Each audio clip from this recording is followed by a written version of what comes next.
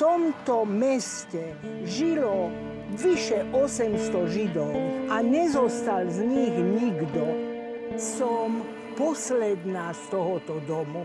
Nikto viacej z tej rodiny Horn není. Čo chceli, to robili. Došli a si zobrali. Otvorili skriňu, zvesili obraz.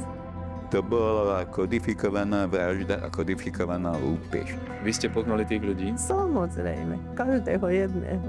A im to nebolo trápne? Nie. Ako sa moji rodičia zoznámili v sereckom lágri? Kolik zajímavých lidí by člověk měl v příbuzenstvu, jo? Kdyby je prostě oni všechny nevyvraždili. Mňa skoval v maštali do Válova. Predstavte si štvorročné decko, ktoré vie, že nesmie kričať, nesmie volať, nesmie plakať.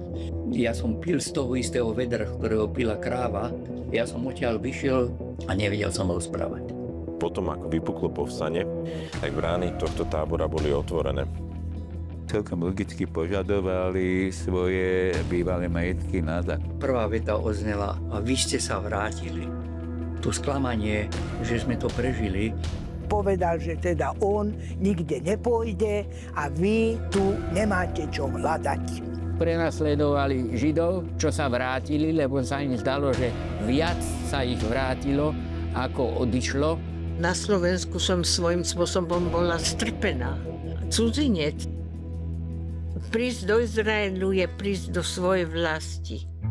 To bol pocit, že sem ty patríš. Toto je tvoje miesto. Už keď sme sa sem chystali, som vedela, že chcem ísť ďalej. Len moja babička ma volala Zuzi. V 48. to bola skoro púšť. Zobrali nás na nákladné auto, povedali nám, tu si vybudujte kibuc. A tam dostali jeden malý, to ani nebol domček, to ani nemelo dvere a nemelo okna. Bol jeden film, ktorý ju preslávil a ona sa stala reprezentantkou izraelskej mládeže. O jak výrazný lidi přišla vlastně celá Evropa.